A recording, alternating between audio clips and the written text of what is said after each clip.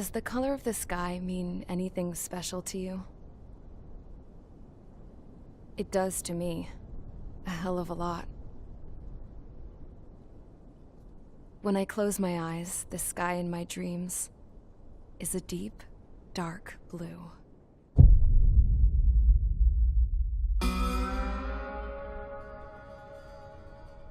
Pilots have been in my family for 4 generations. Flying's in my DNA. Even so, my grandpa didn't want me joining the Air Force. He lost faith in the Ocean Air Defense the day my dad died in battle. You know, Abby, I wish you could see what it's like up there. Cruising above the clouds, the dark blue of the stratosphere. Nothing beats being at the controls and seeing it from the cockpit. Look here.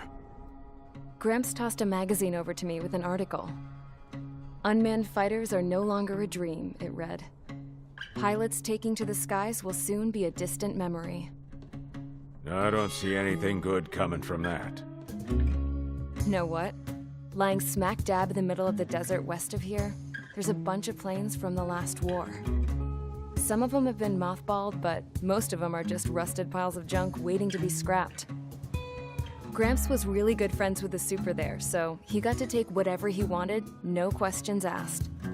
That's how we got the parts to build our own plane. Now, when I say we, I mean me, my grandpa, and his old war buddies. I cut my teeth working with those geezers.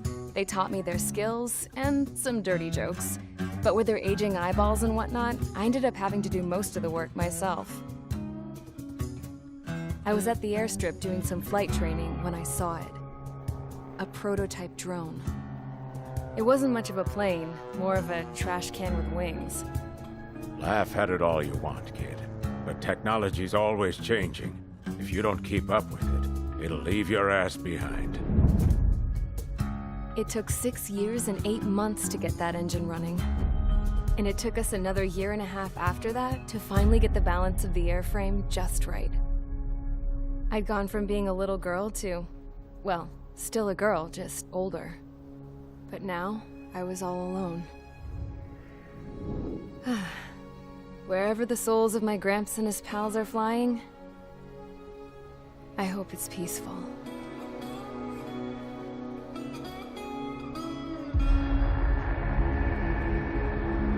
Then, finally, I was ready to break the sound barrier. All this plane could do was take off, accelerate, and fly up.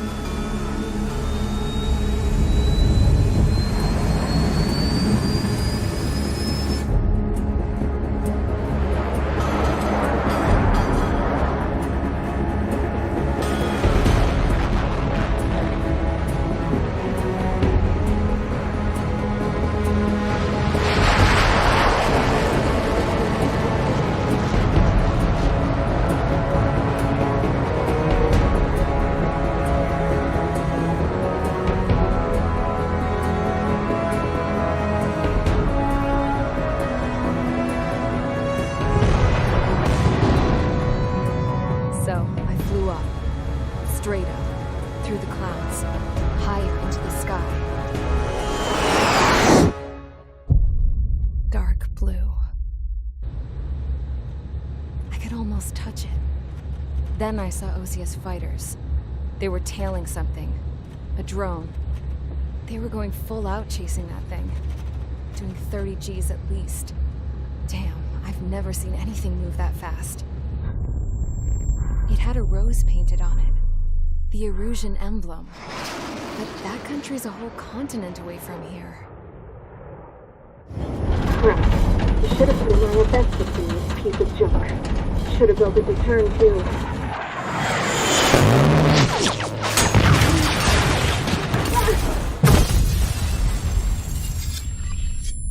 PM today, the Kingdom of Erusia has declared war on the Ocean Federation. As soon as the news broke out, enemy aircraft began bombing Ocean territory, causing widespread destruction. The Air Defense Force has released a statement saying this violent attack was carried out by drones. They speculate the drones were secretly transported to Osea in shipping containers and launched remotely. The Secretary of the Navy has stated that the enemy was targeting naval ports across the country. According to the Secretary, all of the nation's aircraft carriers, including one still under construction, sustained severe damage in the attacks. We have yet to hear back from the department as to the fate of Ocean carriers currently at sea. Hold on. I've just received breaking news. The International Space Elevator, which is being built in southern Usea, has been seized by the Erusian Army. Reports say former President Harling was touring the site at the time, but his current whereabouts are unknown. Our sources in government tell us it was Harling's policies regarding the space elevator that caused economic frictions in the area, and which ultimately led to this war. Located near Erusia, on the continent of Usea, the space elevator has been under construction for some time now. The Executive Office of the Ocean Federation has declared a national state of emergency. They have ordered all its armed forces, including Usian peacekeepers, to mobilize and make the necessary preparations to launch an immediate counterattack. Ladies and gentlemen, our country is officially at war. Stay tuned for further updates. Breaking news from ENN. Osea launched an attack on the capital today, striking Farbanti from their aircraft carrier, the Kestrel II. After a brutal battle, the Erusian Air Force successfully repelled them. During the air raid, the Ocean Air Force fired missiles at the city and managed to shoot down a number of Erusian fighters. Some of the disabled planes then crashed into residential areas. The world was screwed. 20 years ago, the Earth got slammed by an asteroid. Usea was on the wrong side of the planet and got hit. Hard. Refugees swarmed the Erusian Republic, the biggest country on the continent, plunging it into chaos. They were desperate and started a war, one they had no hope of winning. That's the war my dad fought and died in. The biggest nations from 2 continents went head-to-head, and the so-called righteous Oceans struck the deal that ended it. They fancied themselves the only nation that could bring peace and stability to the world. They even tried saving the Usians, still suffering from the disaster. That's how a space elevator, stretching way up into the sky, ended up being built in Usea, paid for by the Oceans. President Harling said he did it out of compassion for his fellow humans. But to the folks in Erusia, it looked like Osea was moving in to take over. Erusia went from being a republic back to being a kingdom. When they started this new war, they managed to get the drop on everyone. As of 1 p.m. today, The second the declaration hit the news, Erusian forces took control of the space elevator without spilling a single drop of blood. President Harling was touring the elevator when it happened and disappeared. Then, while that was going on, the Erusian ships that were docked all around Osea released a swarm of drone fighters they had hidden on board in containers. No one thought they were capable of doing what they did that day.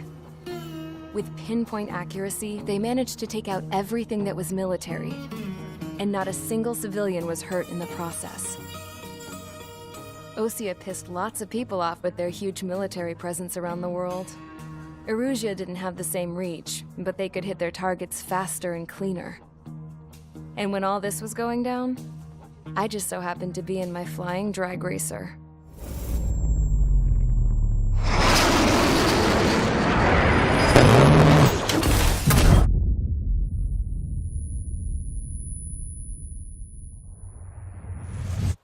In case you were wondering, yeah, I survived. I crashed in a bombed-out Ocean Air Force base, then got arrested for breaking wartime aviation laws or some crap. The world went from being at peace to being at war, all in the blink of an eye. I'm Princess Rosa Cassette Delete of the Kingdom of Erusia. Today, Ocean airstrikes have shattered the lives of countless Erusians. Their attacks practically leveled the school I went to. It is heartbreaking. Tragic.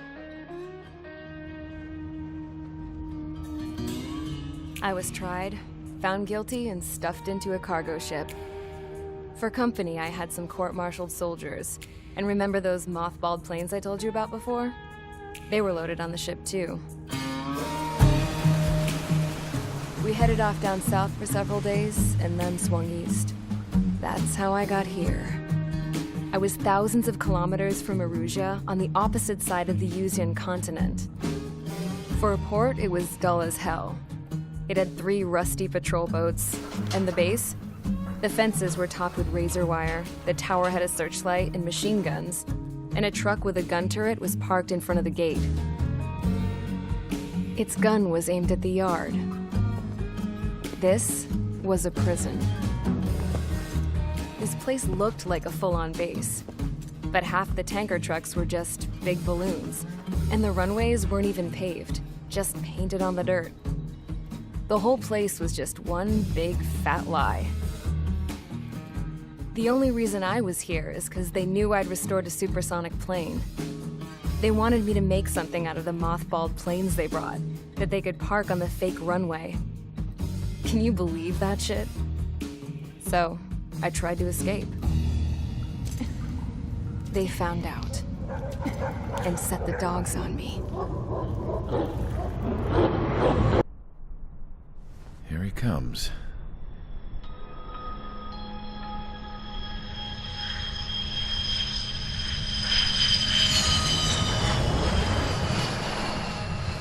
Mihai's looking worse.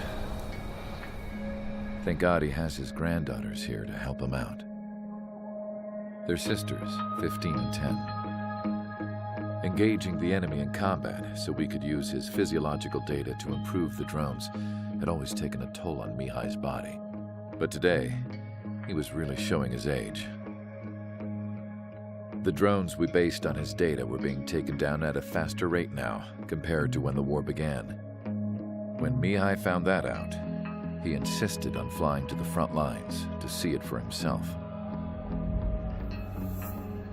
Sometimes he could be so stubborn. His age wasn't the only thing affecting his health. Over the years, flying at high altitudes for prolonged stretches of time had ravaged and poisoned his body. But he was a man of grit. Today, after 28 years, he saw combat again. If his flight suit still wasn't good enough to protect him, I can't imagine how many Gs he hit today during the battle. As a pilot, he exceeds all our expectations. It's going to take a bit more tweaking before our drones can match his skill.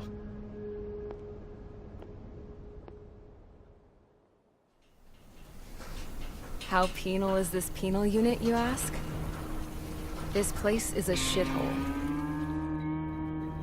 If you took the stink of all the corruption in the world, then corralled it all in one place, that would give you a pretty good idea of what the air smells like around here. We got all kinds of critters, too. Everything from flea-ridden guards, rabid dogs, and a mechanic doing the stretch for life. I can't forget the rats. Yeah, we got those. And some pilots who got their wings clipped, too. One's a great pilot, but a lousy thief. One's a gambler with no luck. And one's an anarchist with no balls.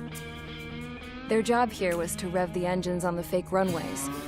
The idea was for Erusia's spy satellite to pick up the heat sig. Even though there weren't any real fighters here, it looked like it on their infrared. I bet you're wondering, if Erusia lost the war, how come they still have a spy satellite? Because someone over there was smart enough to train a bunch of computer nerds to hack into half of Osia's satellites. That's how come. Every now and again, I'd try to bust out. And every single time, those damn dogs would drag me right back. When I was in my cell, I'd hear this voice coming from the guards room.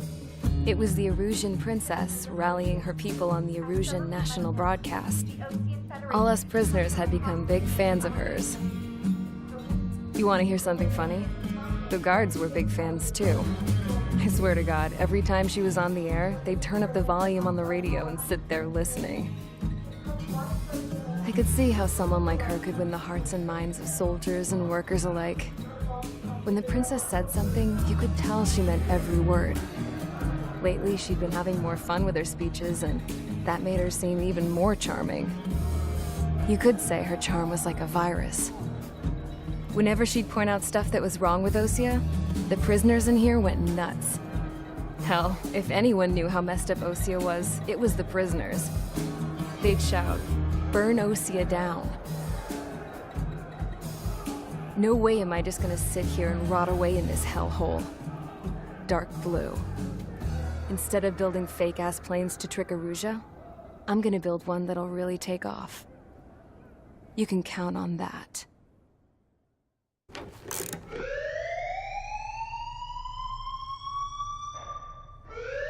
Bad news for us here at the prison. The enemy fell for our decoy base. With all the fake planes and trucks we had out, it must have looked to them like the Osean Air Force was about to go on the attack. Day after day after day after day, they bombed us. Osea didn't give a damn. We weren't soldiers to them, so go ahead. Bomb us. In their eyes, we were expendable. Worth less than the fake planes in the bunkers. No biggie. While I made fake planes, they had me put together some working ones. Then, some genius at HQ decided we should send it up, so the base looked legit. Thankfully, we had people to crew them. It didn't matter what we were locked up here for anymore. Top brass needed pilots, and criminals were all they had. A crook, a gambler, an anarchist. Just your typical lowlifes. They threw each one of them in a cockpit and sent them up to intercept the enemy's planes. But in the end, it was all just for show. So, up they went, day after day after day. Today they tossed someone new into the mix. Wonder what he did to get sent here. My dad died flying for the Osean Air Force. When your allies are surrounded, one of the most dangerous missions is giving them cover to retreat. Whoever signed up for that was a real hero. But even more dangerous than that was being the one who had to cover the rear guard's retreat. That was my dad's job, and one time, he called it off. Said it was too late for him. Said anyone else would have done the same. I found that out from a war buddy of his when he came to tell me how my dad died. The next time a retreat happened, my dad volunteered to be in the rear guard. Dumbass. He died all right. No one came to help. The news nearly broke me. Of all the ways to get killed, that's gotta be the most pathetic one ever. Am I right? There's a rumor going around about another inmate. A guy they brought here a little while ago. Get this, Talk in the cell block says he was sent here because he killed Harling, the president of Osea during the last war, remember? He's the one that sent my dad on that suicide mission. He's the reason I had to go live with my grandpa, and why me and Gramps started building a supersonic jet. He's the reason I ended up here. Maybe I should give that guy a thank you note for killing him. Nah. God, I hate the smell of this place. It's all fake and lies and bullshit. It reeks. Mihai's granddaughters liked to keep to themselves mostly. They were well behaved and possessed a sort of quiet elegance. From time to time, I'd catch myself looking at them, wondering what they were talking about. I'm sure everyone on the base did the same. They were such enthralling creatures. Every night, a crowd would gather around Mihai.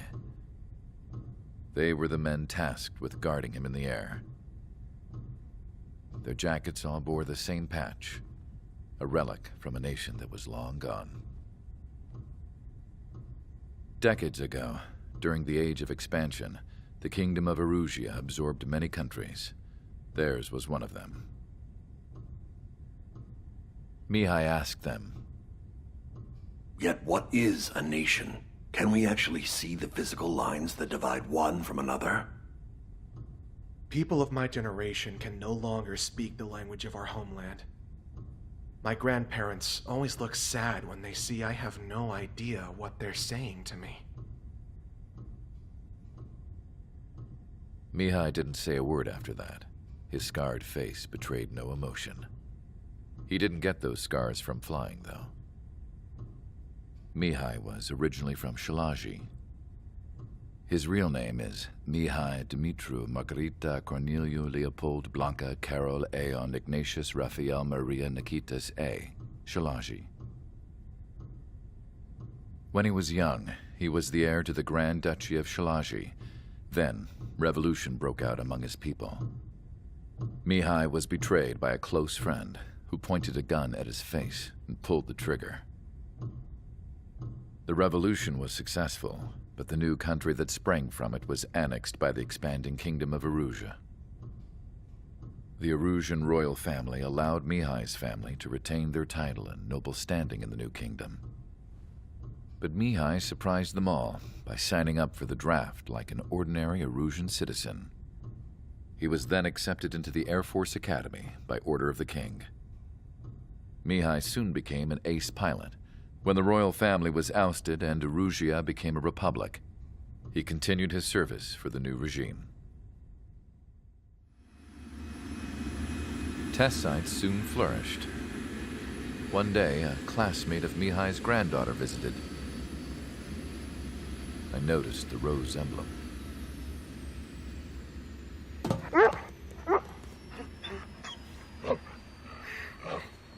She laughed like a princess, and I found out later she was indeed the daughter of Erusia's new ruler. She was the connection to the royal bloodline everyone was looking for, the one to restore the monarchy. This new princess was truly a godsend for the Erusian people.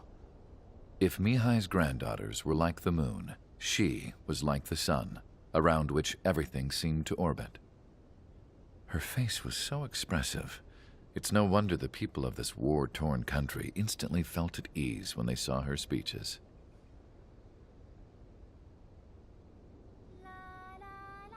They started singing. The pilots of the support plane smiled, even though they wished their nation were independent from hers. Angelic. I wonder how Mihai felt about all of this. It was my job to research his neurological data, after all. I wish I could figure him out. Whatever his feelings were about losing his homeland, he kept hidden, even from me. A chance to talk to one of the pilots that escaped back here, so I took it. Apparently, 2 of our planes took the enemy on alone. They covered the Allies so they could retreat. The hell kind of idiot does a thing like that? The last pilot to land back at the base was that scrawny anarchist dude. He always had this dumb grin on his face, like he didn't give a damn about whatever he did to get thrown in here with the rest of us. Was he the one who went gung-ho? I bought him a drink later. After the usual small talk, I turned the topic around to the mission. For an anarchist, he struck me as a bit weird. Nothing like what I expected. He talked a mile a minute and kept going on and on about library books. Not encyclopedias, those cheesy adventure novels you read in high school. Nothing against those. I like a good story myself once in a while. But I wasn't here to talk books. I remember that day well. Amidst the swirling clouds, a fighter squadron was trying to help its allies reach safety. He's pretty foolish, isn't he? I thought so too. Suddenly, a highly skilled enemy fighter squadron appeared and began picking them off at the edges. One by one, they fell right out of the sky. Although, I guess there was nobody around that was even more foolish to go to their aid then. So you simply watch things unfold from a distance. Yeah. I mean, who would have ever thought that I'd just go and follow him straight into the enemy squadron like that? After what felt like decades, I finally got to the info I was looking for. He wasn't the guy. He said he was just following his wingman's lead and managed not to die somehow. The hero on this mission was the new guy. The one that killed Harling. How did you feel? I'm still kind of shaken up, actually. But you know, I do feel a certain sense of pride, too. He really is foolish, isn't he? Yep, he sure is.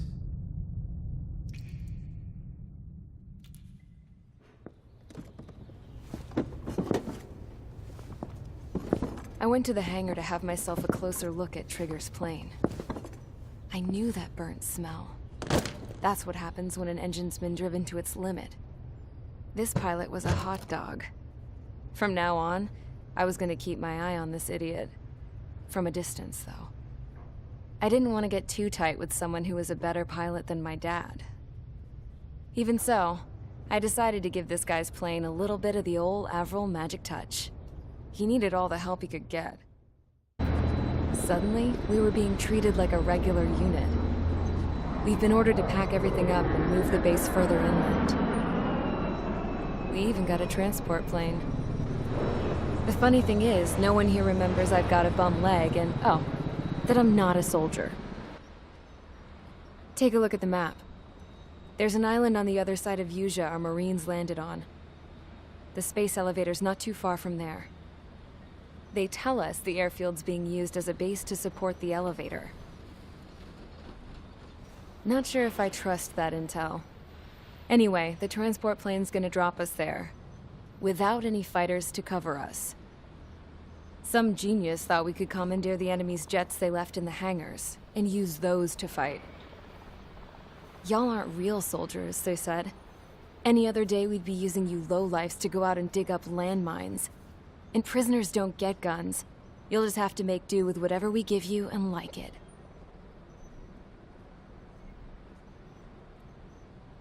A phone. They don't let us prisoners near them. But with all the hustle and bustle of moving the base, they forgot to lock this one up. Looks like an antique. I lost my right for a phone call ever since I was arrested and locked up. It's trippy to think that I can just hook it up, dial a number, and talk to someone from my own country. Planning escapes ain't all I'm good at. I'm plenty good at remembering phone numbers, too. A little while later, I headed over to HQ. You must know. We did get a call direct from command. That pipe, what exactly are you doing with it? My grandfather had a lot of friends in the Air Force from his time as a lieutenant. My point? Well, you're going to set out in your own special aircraft. Then you'll send everybody else off in the wrong direction while you head somewhere else. All right, fine. But just you and you alone. You're the only one allowed on board. Besides, there's only one seat left. I said cool. That's exactly what I wanted to hear. Capital. When I recall my homeland, my thoughts are filled with the sights and sounds of the city. But home means something different to each and every one of us. Therefore, I've decided to visit every place where our citizens call home. The Kingdom of Erusia is a land of diversity. Each region has its own unique and special culture.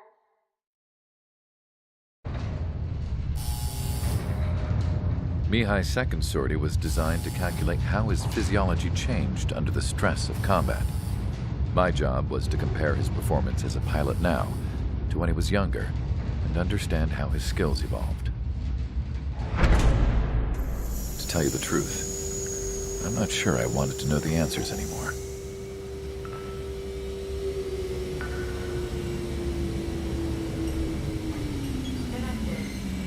For a man his age, Mihai's body was unbelievably resilient, remarkably flexible. His reflexes were as sharp as they ever were. Still, after all those years of flying in the outer layers of the atmosphere, even someone as strong as Mihai wasn't immune to the effects of the strain.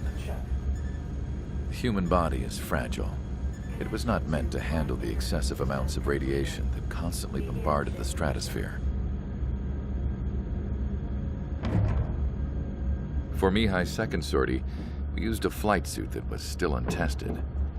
He seemed fine on takeoff, but by the time he landed back at the base, it was clearly a mess. He got caught in a surprise dogfight with an especially stubborn enemy. It took a while for Mihai to bring him down.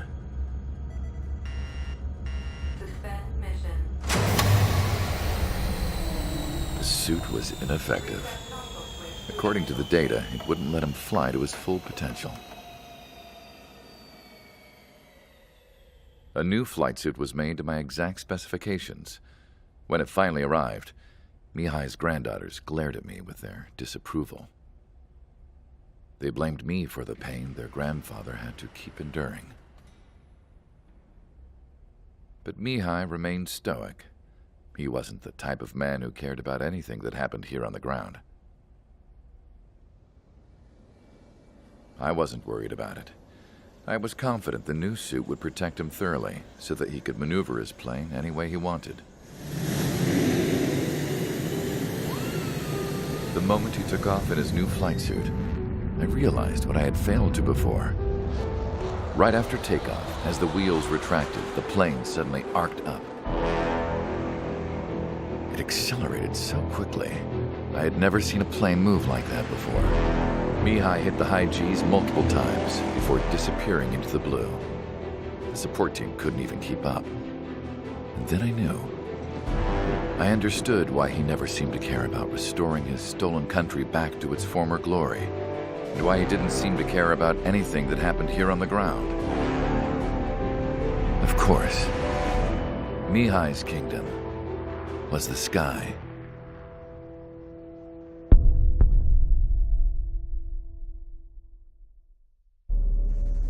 As far as the chaos we find ourselves in these days, it's difficult to say which side pulled the trigger first. Erusia deployed an automatic intercept system with drones. Osea implemented long-range attacks to bypass them. So Erusia decided to sabotage Osea's communications and navigation technology. Erusia couldn't launch a satellite themselves, but they were still able to hack the software of the Osean transmission and navigation systems. Before Osea even noticed, half of their satellites were hijacked. That's when things got ugly.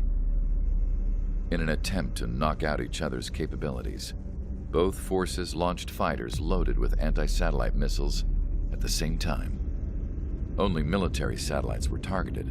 However, their destruction created a debris field in orbit, which wiped out scores of other satellites, both private and government-owned. What kept the world relatively sane up to that point had been free-flowing data and information. But now, those were gone. All that remained was chaos and confusion.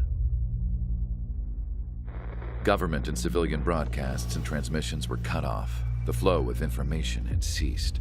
Forces on both sides of the conflict now found themselves unable to communicate with their superiors. Many of the smaller countries annexed by Erusia and yearning for their independence seized the opportunity and started their own uprisings. As for why some of Osea's military decided to break off from the main force and continue on their own, I have no idea. Perhaps there was some sort of dispute over the chain of command. The continent that had once seen wars that were only fought between Osea and Erusia was now full of numerous conflicts between rival leaders vying for power. Insurgencies were everywhere. I even heard a rumor that a group of Osean convicts had rebelled. Rumors.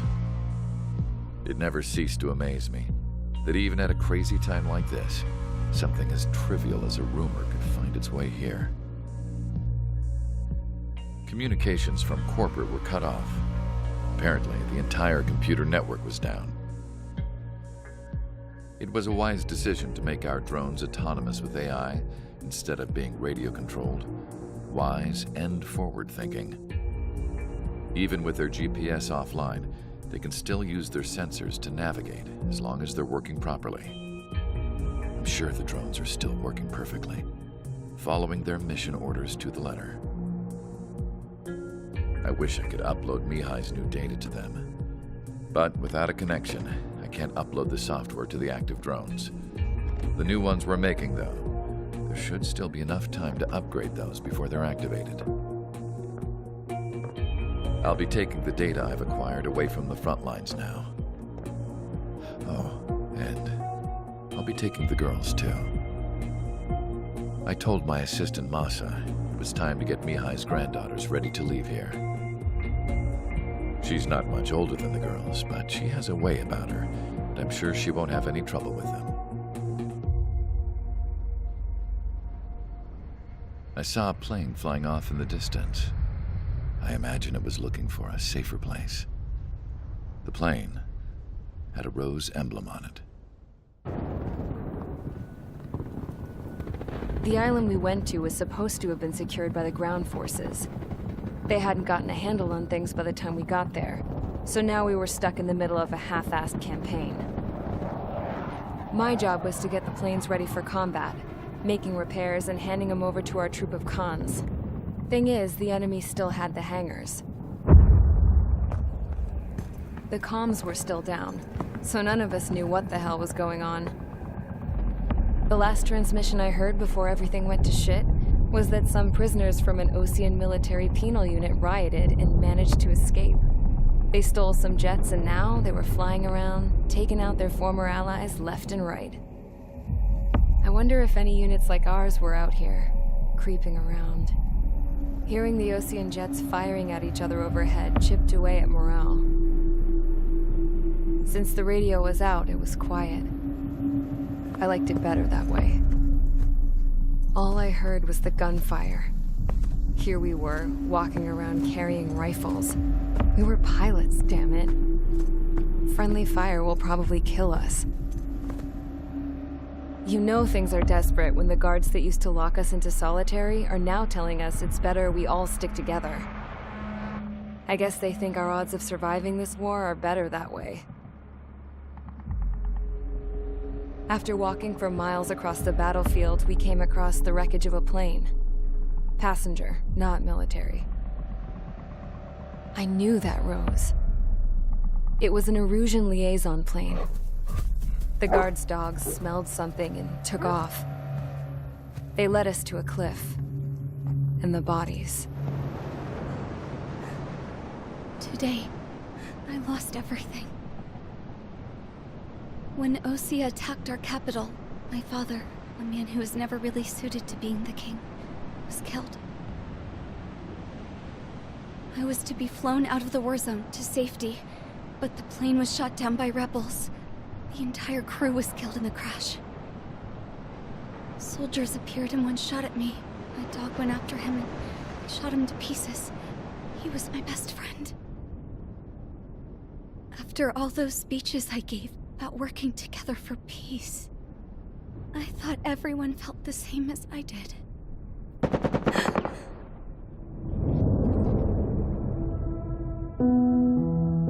I'm sure the soldier who shot at me knew I was the Princess of Erusia. He was Erusian too. More soldiers have come. Now, there is no one left to protect me. I am so numb, I cannot move. I watch as one of their dogs approaches. It sniffs mournfully at my dead friend. I wonder if it grieves for him as much as I do. I can barely think. I feel weaker by the minute. I don't know who these soldiers are with, but I managed to take a sip of the water they gave me. How long have you been here? Somehow, I muster the courage to answer the woman's question. I tell her I've been there 3 days. They gather around me with grim looks on their faces. What would they do if they knew I was the Erusian princess? After searching the cockpit of the plane, the woman who spoke to me before came back to me. This is an air-to-ground tactical radio. It still works! I noticed she walked with a limp.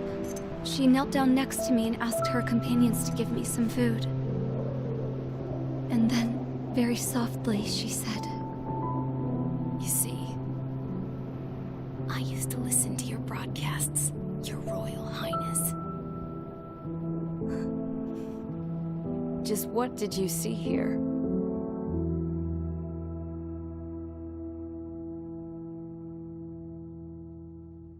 We found a boat, then sailed away from the island. We had to. We didn't belong there. The new guy's name was George. I noticed when the anarchist said his name, he said it with a thick Belkan accent. How did you know that he was from Belka? Well, both my parents were from Belka, so... You never told me that. They say that Belkans are known for their conspiracies. That's just a stereotype. Now, I simply stated my honest opinion and was thrown in jail for it.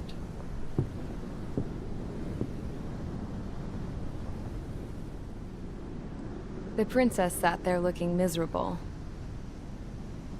That was a dumbass stunt she pulled back there, but it got us on this boat.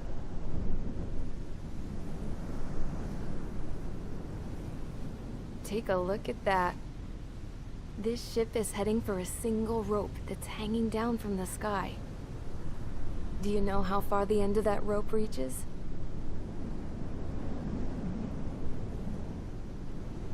Outer space.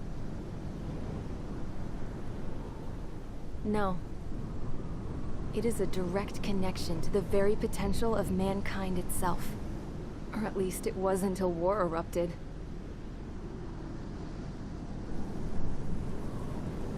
It's my strong belief that the rope might be connected to a very distant, faraway source of great conflict and strife. Even long before the war, the whole world started falling apart once Harling began trying to build it.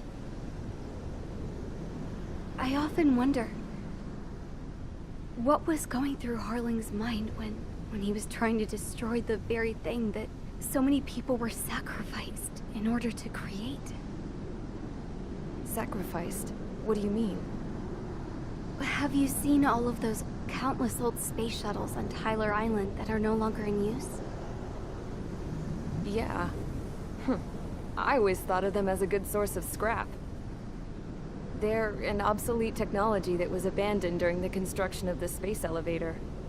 Which would mean that if the space elevator was destroyed, it would be that much harder for mankind to reach the stars. Until we find another way. But even then, Harling still went ahead and tried to destroy it. At the cost of his own life. That's not the way I heard it. What I heard was that he sacrificed himself to protect the tower from an incoming missile. Oh, I was told he tried to fly his ship into the tower in order to destroy it. I wonder which story is true, Your Royal Highness. I don't know. Looking at it objectively, it's reasonable to believe that Harling had both options before him. When it comes to which one you think he took, I guess it's like a mirror. Yes, it is. It's like a mirror looking into your own soul, based on whichever choice you believe it was. At the moment, though, I can only see darkness.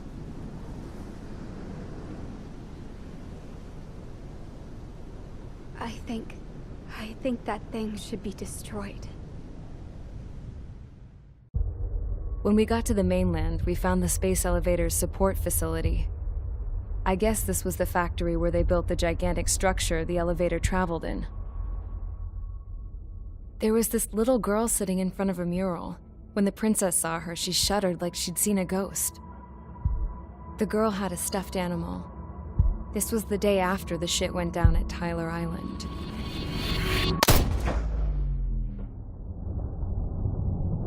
She walked right up to the princess, took her hand, and led her into the factory. One thing's for sure, they knew each other. The factory'd been converted to a production line for Erusian drones. It was fully automated and chugging along, making drone after drone after drone. Once they got inside, the princess stopped and just stood there.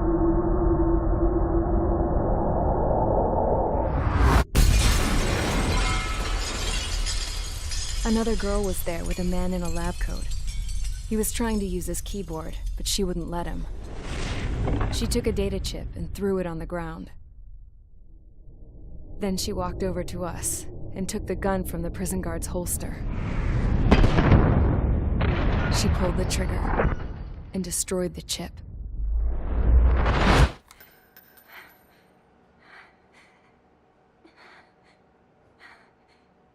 Later, I found out that the girl with the gun and the one with the stuffed animal were sisters. They were also the granddaughters of Mihai A. Shalaji, the legendary pilot. Gramps used to talk about him. He said Mihai was the top ace from 2 wars ago. Know any Belkans? Because this guy was a Belkan, and they love to stir shit up. Pitting nations against other nations is a particular favorite of theirs, along with developing hyper-advanced technology. That's right. I'm Belkan, born and raised. My country is gone now. Rather than surrender to its enemy, Belka detonated 7 nuclear weapons on its own soil. My people scattered around the globe, living in the shadows of other countries. We had a new purpose: to breed wars. The theory was that through war, we could achieve our destiny and our revenge. I had just finished inputting Mihai's data when his granddaughter came in. She destroyed the only copy I had of the information I squeezed out of him. The girl loved Mihai. No one knew more than her just how hard I pushed her grandfather for that data, how much I made him sacrifice in the process. I promised his granddaughters that his efforts were not in vain, that it could end this terrible war. But in the end, it only caused more chaos and despair.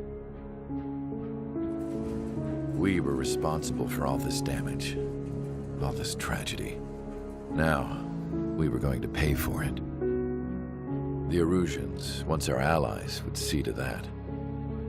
I had lost the drive to continue my work, even before I noticed Mihai's granddaughters eyeing me with suspicion that one day. I should have stopped then, for all our sakes. Mihai's granddaughter tossed the gun aside. She said if she resorted to killing, she'd just end up like the rest of us. And by us, she meant everyone, including the princess. Like me, the princess was afraid to look into the girl's eyes. She knew that by encouraging her people, she kept the war going. Mihai and his granddaughter were victims of it, and now, they too were paying the price. Is this for Belka? Or for Erusia? My grandfather had only one wish: to continue soaring through the endless skies. That was the only place where he felt alive. But I don't even have a country to call home, let alone the sky. The Black Forest, the lake, they are no longer mine. Even though those lands were once cherished by my late mother. We have to learn to put that sense of nostalgia behind us and behave like mature adults. My homeland. She's right. It feels so far away now. The woman with the rifle approached me. She was focused on more pressing issues. I checked the computer. All of the data on the legendary ace had already been installed. No, I pulled it before it was completed. However, there are 2 aircraft that are already scheduled to be manufactured based on that data. We must destroy the factory. This isn't the only one. There are more facilities just like it, and the 2 planes containing the data will be manufactured at one of those facilities. So, this place runs on solar power that the space elevator generates, right? How about the others? We can destroy the space elevator and cut the power to them. First things first, let's take this one out. I'll show you which locations to target.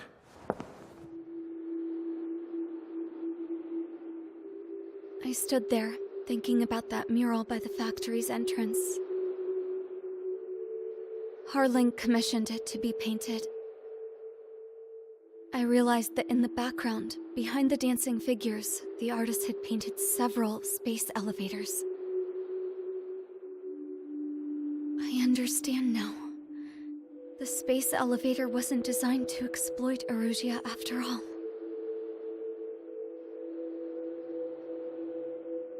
Good. And afterwards, We'll bring down the space elevator itself. No matter why it was built, right now, it's the root of this chaos. I wonder Yes?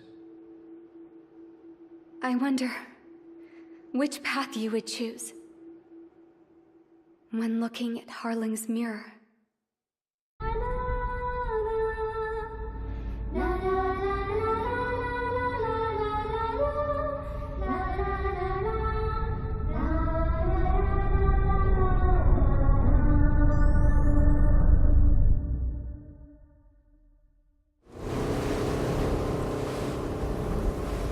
Hell, I can't just snap my fingers and make a plane. Believe me, I wish I could. Right now, we needed one. Bad. When we were coming over on the boat, I remember seeing an aircraft carrier. That gave me an idea. The Admiral Anderson. The name of an old sailor. When the first drone started attacking, the ship wasn't ready for battle yet. It was still in the dock, getting all rigged up. So they rushed to get her ready. I know about Anderson. In the previous Ocean War, he was the commander of a ship that sent out the last fleet of jets. They say the deck was sloping so bad as it sank, the last plane barely made it off. Those fighters ended the war.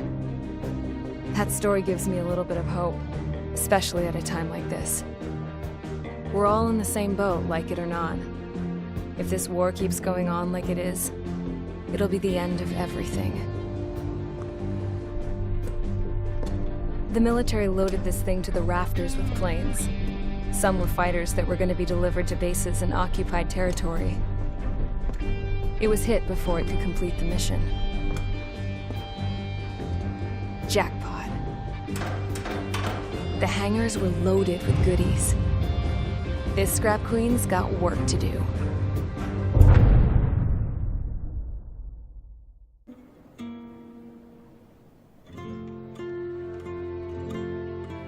The refugees built the settlement for themselves at the base of the space elevator.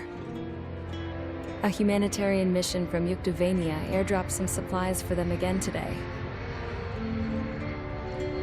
Thanks to the princess, the whole world was pitching in to help these people. Handing out the relief supplies would have been a perfect gig for that anarchist dude. But since he's dead now, the job went to the guy from Belka, George. I guess Tabloid got that new system he wanted in the end.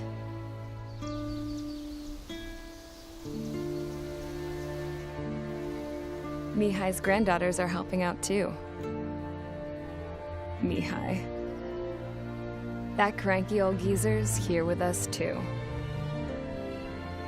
I never wanted to create anything, and now here I am, clinging to life. Watching as my grandchildren and their generation make a new future for themselves and the world. Is this my punishment then? All I do is lie here, wasting away. I'll never know the freedom of flying the open skies ever again. I've been grounded, and my wings have been clipped. You know what having peace in the world means? It's being able to die in your own bed at a ripe old age. Peace is what those girls are working so hard for here. We got a bunch more refugees today. And the princess? She's looking to the stars. Dark blue. To the heavens and beyond.